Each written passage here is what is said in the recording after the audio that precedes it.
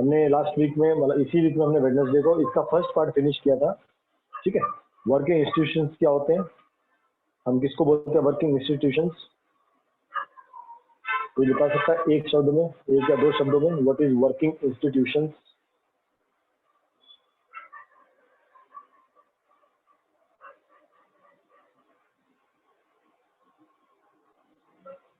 Please tell what is working institutions.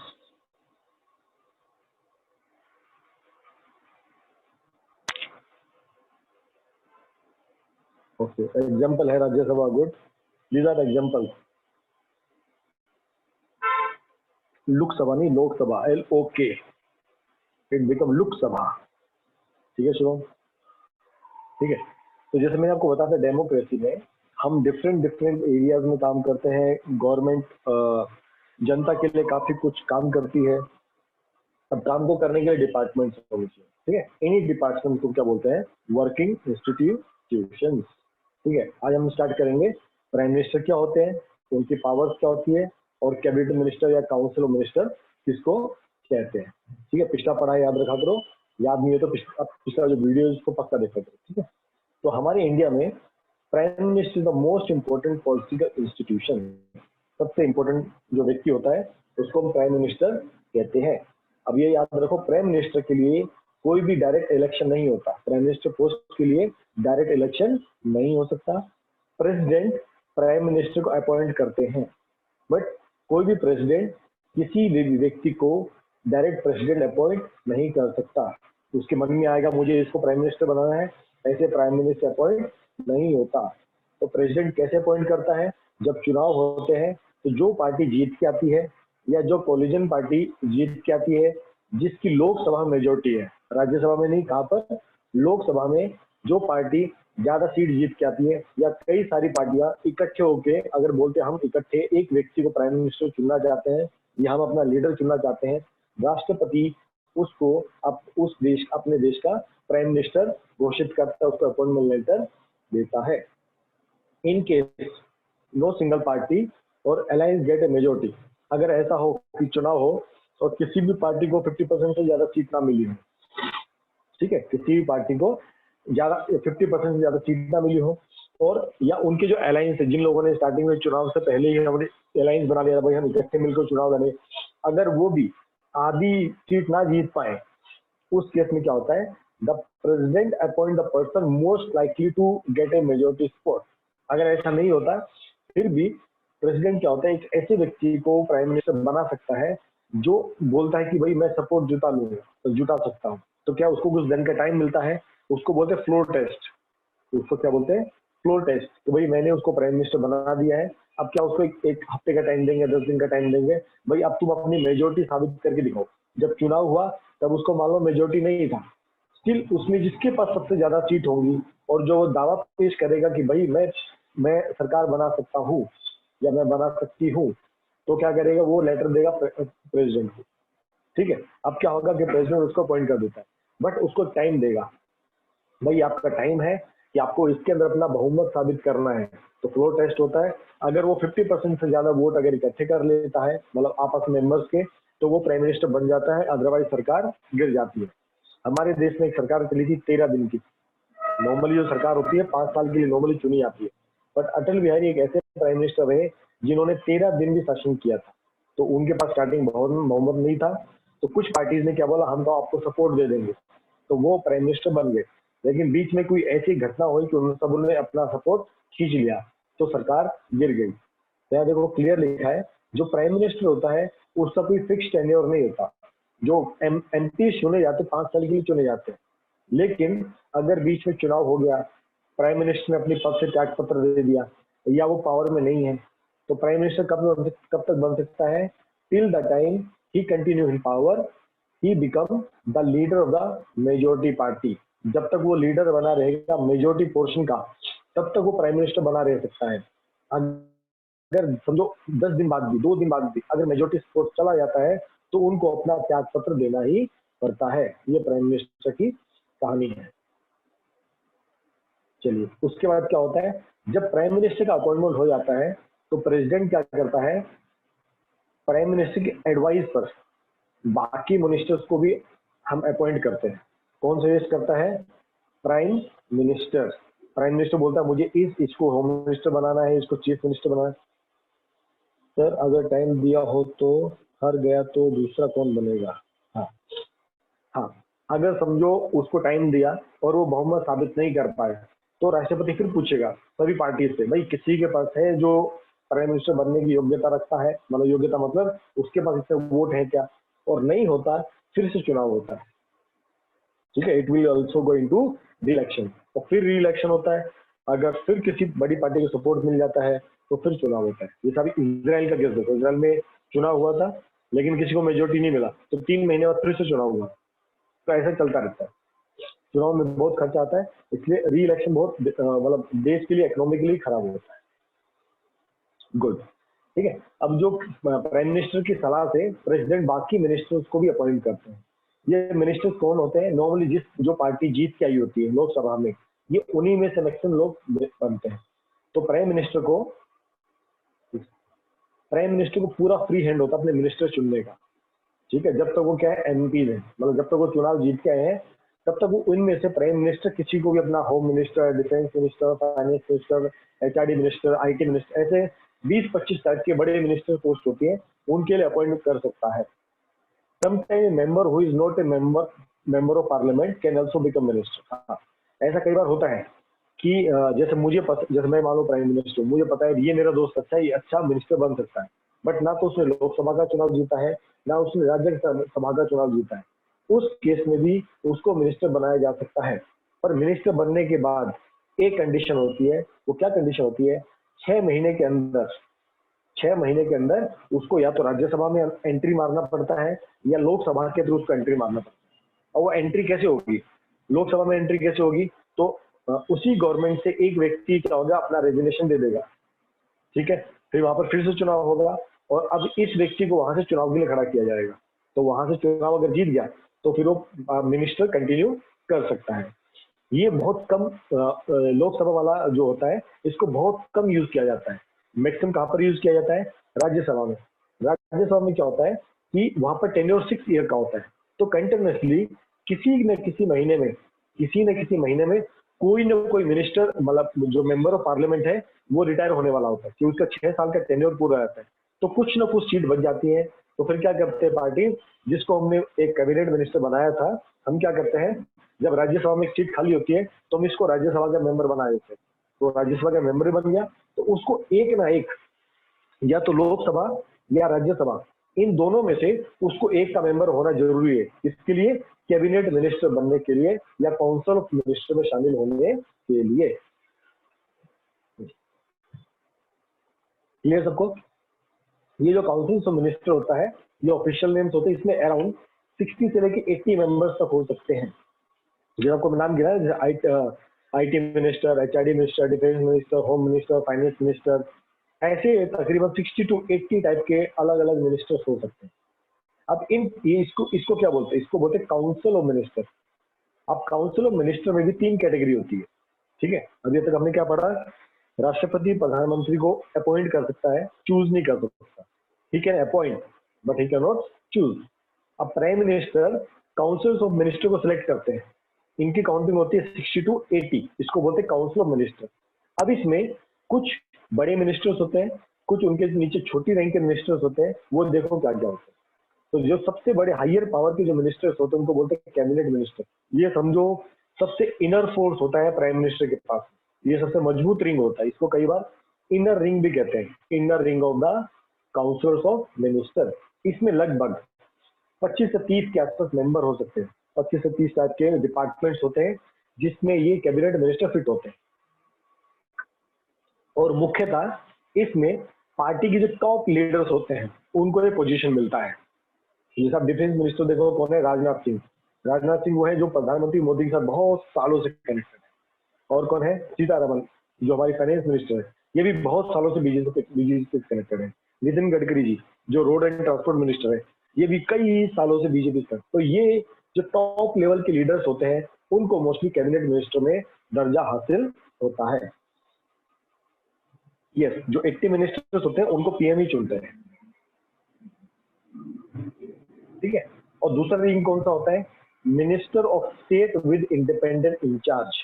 Minister of state, इसको MOS भी कहते हैं, minister of state with independent in charge.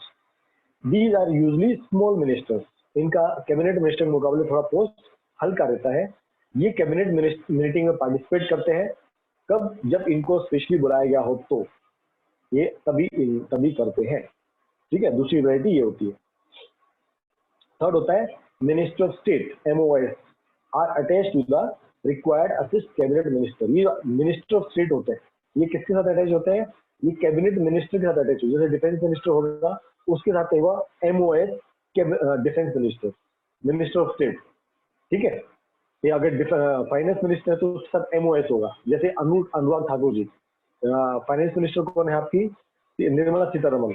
उनके साथ मिनिस्टर ऑफ स्टेट कौन है? अनुराग ठाकुर। ये जूनियर मिनिस्टर हैं जो इनके साथ अटैच होते हैं, इनके साथ रेगुलरली काम करते हैं, ताकि कभी फ्यूचर होता है ना, जैसे समझो बड़ा लीडर चला गया, बड़ा नेता चला गया, तो उसकी जगह जो छोटा लीडर ट्रेंड हो चुका है उसको आप ऊपर पोस्ट पे बिठा सकते हैं। ठीक है जी। Think it is not practical for all minister to meet regularly. कई बार ऐसा होता है कि सारे मिनिस्टर सब नहीं मिलते, तो इनकी अलग अलग टाइम पे कैबिनेट मिनिस्टर मीटिंग वगैरह चलती रहती है। ठीक है, तो that's why parliamentary democracy is most country known as cabinet form of government. तो पार्लियामेंट्री स्ट्रक्चर को क्या कहते हैं? कैबिनेट फॉर्म ऑफ गवर्नमेंट भी कहा जाता है। ये कैबिनेट कैसे काम करती है? एज ए टीम काम करती है। इसमें मिनिस्टर्स के अलग अलग व्यू हो सकते हैं, अलग अलग ओपिनियन हो सकते हैं, लेकिन एवरीवन हैज टू बी, जो कैबिनेट ने डिसीजन लिया उसको मानना ही पड़ता है। तो कैबिनेट एक सिंगल व्यक्ति का रूल नहीं चलता, इसमें पूरी कैबिनेट मिनिस्टर अगर किसी चीज के लिए हाँ बोलती है वो फिर नियम कानून लागू होता है। चलिए आगे चलते हैं। No minister can openly criticise any decision of the government. ये भी इंपॉर्टेंट पॉइंट है। कोई मिनिस्टर खुलेआम नहीं बोलेगा कि गवर्नमेंट ऐसा ऐसा कर रही है। Even it is about another ministry department, वो अपनी मिनिस्ट्री का हो या दूसरी डिपार्टमेंट का बुरा यूज को नहीं करना चाहिए, ओपनली क्रिटिसाइज नहीं कर सकता। हर एक मिनिस्ट्री के पास सेक्रेटरीज होते हैं, जो मेनली कौन होते हैं? सिविल सर्वेंट्स होते हैं। जो आपके IAS होते हैं वो होते हैं सिविल सर्वेंट्स। ये कब हर एक मिनिस्ट्री में होते हैं। ठीक है, अब इनका काम क्या होता है? इन IAS का काम क्या होता है? They provide all the necessary background information to ministers to take decision. अब देखो जो IAS होते हैं सिविल एग्जीक्यूटिव होते हैं, ये परमानेंट एग्जीक्यूटिव होते हैं। ये कई सालों से, जब इनका चुनाव होता है UPSC एग्जाम के थ्रू, तो ये रिटायरमेंट होने तक काम करते रहते हैं। तो इनको बैकग्राउंड का पता होता है, पिछली गवर्नमेंट ने क्या क्या पॉलिसीज ली थी, क्या था, वो पूरी फाइलों का जो काम होता है वो ये UPSC जो एग्जाम क्लियर करके जाते हैं IAS वगैरह, ये पूरा हैंडल करते हैं। ये सेक्रेटरीज होते हैं। ये क्या करते हैं? ये पूरा नेसेसरी बैकग्राउंड इंफॉर्मेशन किसको देते हैं?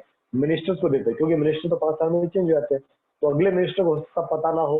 या कई बार क्या होता है, एक मिनिस्टर इस डिपार्टमेंट में था, उसको शिफ्ट करके डिफेंस में डाल दिया, डिफेंस वाले को HRD में डाल दिया, HRD वाले को कहाँ डाल दिया? होम मिनिस्टर में डाल दिया। तो मिनिस्टर्स की भी आपस में पोस्टिंग होती रहती है, बट जो खासकर सेक्रेटरीज होते हैं वो मोस्टली एक ही जगह पे ज्यादा रहते हैं। हाँ, उनकी भी पोस्टिंग हो सकती है, पर मोस्टली एक डिपार्टमेंट में वो लोग रहते हैं। तो इस तरह की टीम को क्या कहते हैं? Cabinet secretariat. The cabinet as a team is existed by the cabinet secretariat. जो IAS वगैरह का जो ग्रुप होता है, क्लर्क वगैरह का जो ग्रुप होता है, पूरी डिफेंस मिनिस्ट्री समझो डिफेंस मिनिस्ट्री है, उसमें IAS भी होंगे, कुछ कुछ कलर टाइप के लोग भी होंगे कई, तो इस कंप्लीट को क्या बोलते हैं? Cabinet secretariat. This include many civil servants, जो मैंने अभी आपको बताया, who try to coordinate the working of the different ministers. Okay, तो आपके लिए एक्टिविटी दी गई है, आप कर सकते हो आराम से। ठीक है, अब पावर्स ऑफ प्राइम मिनिस्टर क्या होते हैं, यहाँ तक सबको क्लियर है? जो पढ़ा है यहाँ तक सबको क्लियर, तो बंद दबा सकते हो आप लोग।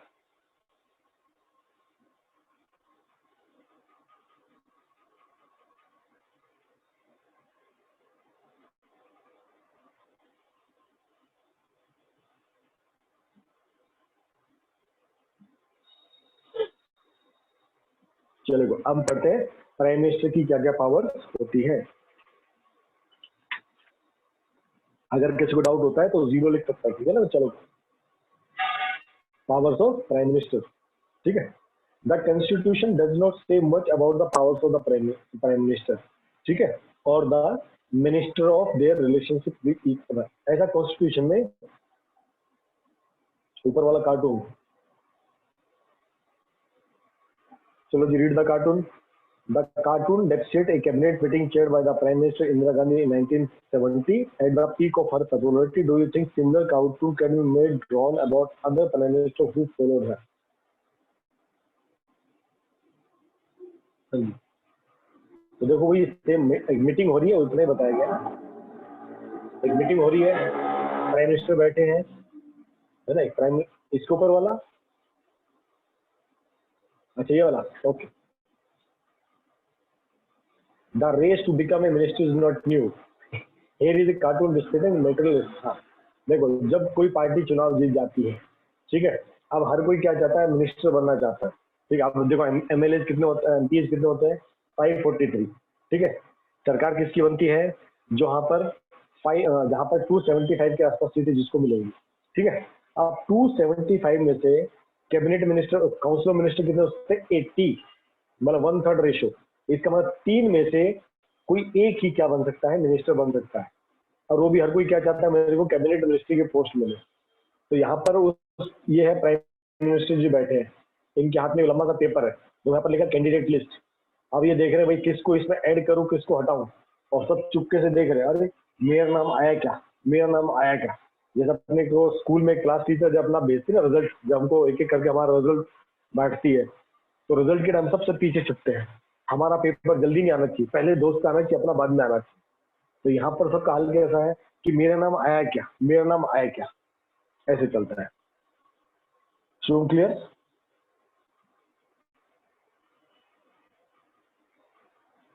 Okay good.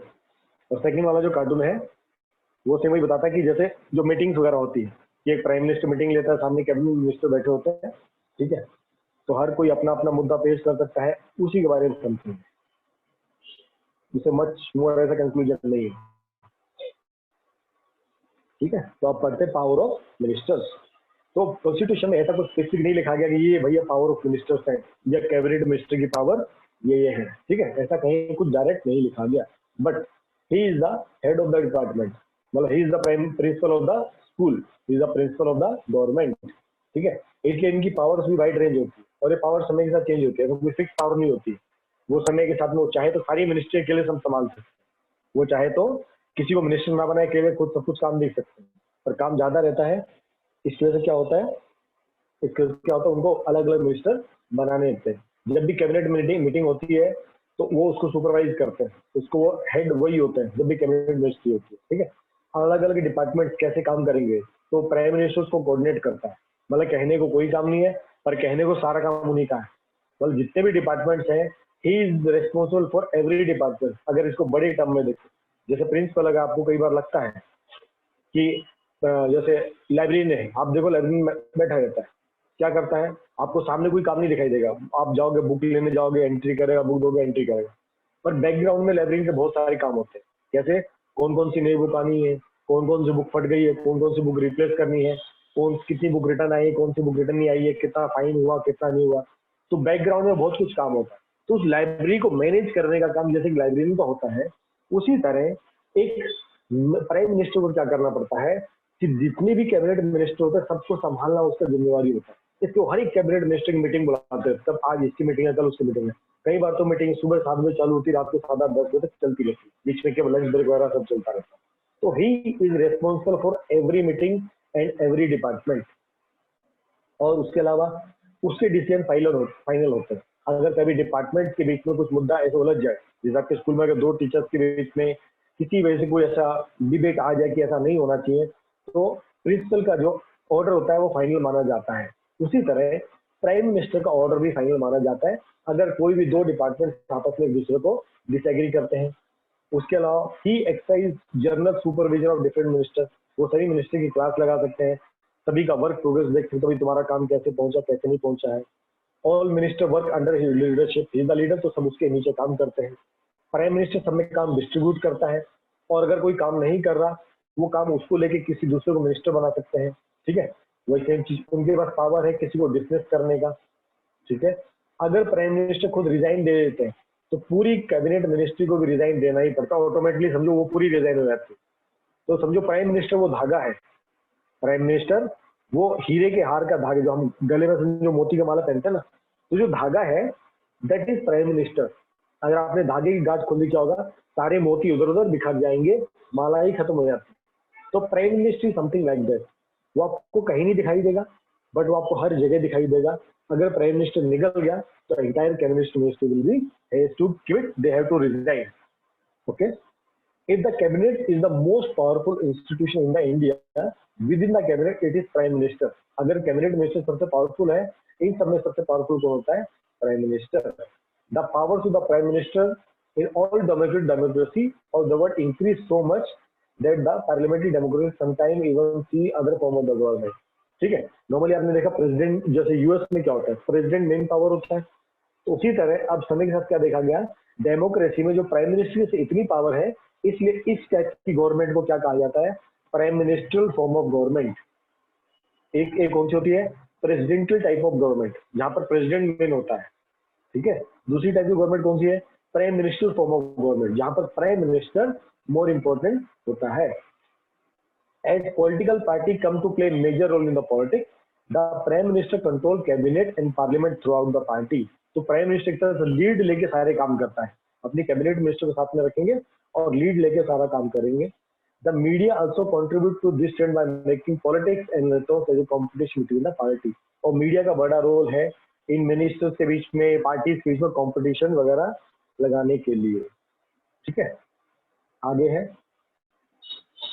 नेहरू, बताया गया Nehru ji first prime minister थे देश के। ठीक है, इंदिरा गांधी उसके बाद एक बड़ी पावरफुल लीडर हुई, ये भी काफी समय तक इन्होंने भी देश के प्रधानमंत्री का पोस्ट संभाला। उसके बाद आपका है the extent of power builded by prime minister also depend on the personality of the person. ठीक है, अब कोई देखो प्राइम मिनिस्टर की बहुत सारी पावर्स है, लेकिन अब वो पावर का यूज कब कर पाता है, जब पीछे उसके पीछे मेंटल प्रेशर ना हो। जैसे इससे पहले देश के प्रधानमंत्री कौन थे, याद है सबको कौन थे, मोदी जी से पहले प्रधानमंत्री कौन थे देश के,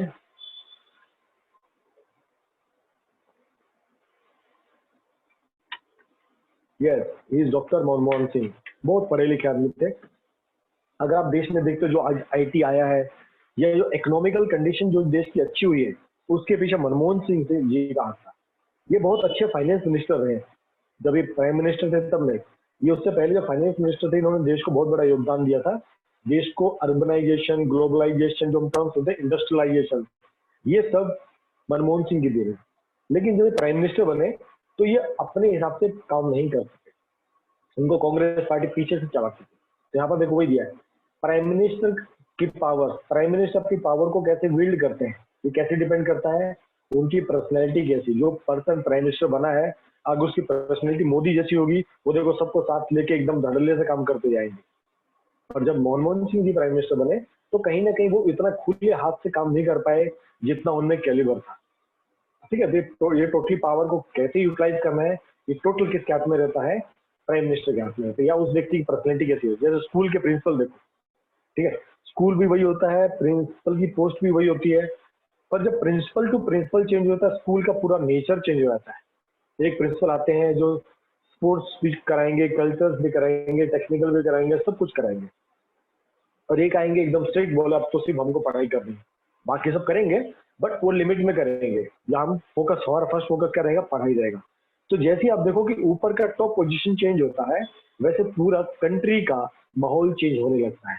तो आज से जब मनमोहन सिंह जो प्राइम मिनिस्टर थे, तो देखो देश के अंदर एक उदासीनता सी छा गई थी, देश को लगता था कुछ हो नहीं रहा है, कई सारे। अब जैसे मोदी जी बने, देखो एक बॉम्ब ब्लास्ट नहीं हुआ देश में, ये फैक्ट है। जबकि पिछली जो गवर्नमेंट थी उसमें कई सारे इधर उधर बॉम्ब ब्लास्ट होती है। तो ये अब देश में सुरक्षा का माहौल अलग बन गया है। तो प्राइम मिनिस्टर की जो पर्सनैलिटी होगी वो पावर को करने की कोशिश करेंगे। ठीक है, तो कई बार हमें ऐसे हम जैसे आर्टिकल 370 में कई सालों से नहीं हट पाए क्योंकि हटाने की कोशिश नहीं की। हमको लगता था यहाँ से सेंक्शन लग जाएगा, वहां से सेंक्शन लग जाएगा, यूएस नाराज हो जाएगा, सभी अरब कंट्री नाराज रहेंगे। ऐसा देखो कुछ नहीं हुआ, आर्टिकल 370 लगा, खत्म। राम मंदिर मुद्दा कितने साल चला, 50-60, कई सालों, हजारों सालों से चल रहा है। बट ये गवर्नमेंट आती, मुद्दा क्लियर, तो दंगा फसाद, लोगों ने क्या बोला था, जब राम मंदिर आएगा तो ये दंगा होगा, वो दंगा होगा, कुछ नहीं हुआ, शांति, सब कुछ हो गया। तो ये टोटली डिपेंड करता है कि किसी भी पोस्ट पे किस पर्सनैलिटी का व्यक्ति बैठता है, दैट इज मोर इम्पोर्टेंट कि वो पावर्स को कैसे हार्नेस करता है। ठीक है, अभी इसमें सबसे खतरनाक रोल होता है कोलिजन गवर्नमेंट। अगर कोलिजन गवर्नमेंट होती, कोलिजन गवर्नमेंट मतलब जब दो या दो से ज्यादा पार्टीज मिलके चुनाव जीतती हैं और उनका व्यक्ति प्राइम मिनिस्टर बनता है, तो इस केस में क्या होता है, प्राइम मिनिस्टर कभी भी, इस टाइप की गवर्नमेंट को क्या कहते हैं, कोलिजन गवर्नमेंट कहते हैं। तो इस टाइम, तो इसमें प्रॉब्लम क्या आता है कि वो जो प्राइम मिनिस्टर होंगे कभी अपनी मर्जी से डिसीजन नहीं ले सकते, उनको क्या होगा, सबको खुश रख के करना पड़ेगा। He has to accommodate different groups, different sections of the party as well as alliance party. उसके खुद के पार्टी वाले उसके टांग खींचेंगे, दूसरी पार्टी वाले तो टांग खींचेंगे। हर कोई चाहेगा मुझे अच्छी पोस्ट मिले, जो आप अभी महाराष्ट्र में देखते हो, ठीक है, प्राइम चीफ मिनिस्टर पोस्ट किसके पास है, होम मिनिस्ट्री किसके पास है, तो एकदम खिचड़ी से बन जाती है। इसको हैंडल करना इतना इजी नहीं होता है, इसलिए जब पार्टी फुल पावर में आती है तो फुल पावर से काम भी करती है। अभी आप देखिए, जब से मोदी जी बने हैं तो काफी सारे काम, बहुत सारे काम हो गए जो देश में बहुत सालों से नहीं हुए हैं, और आगे भी होंगे ही होंगे, आप लोग देखते जाना।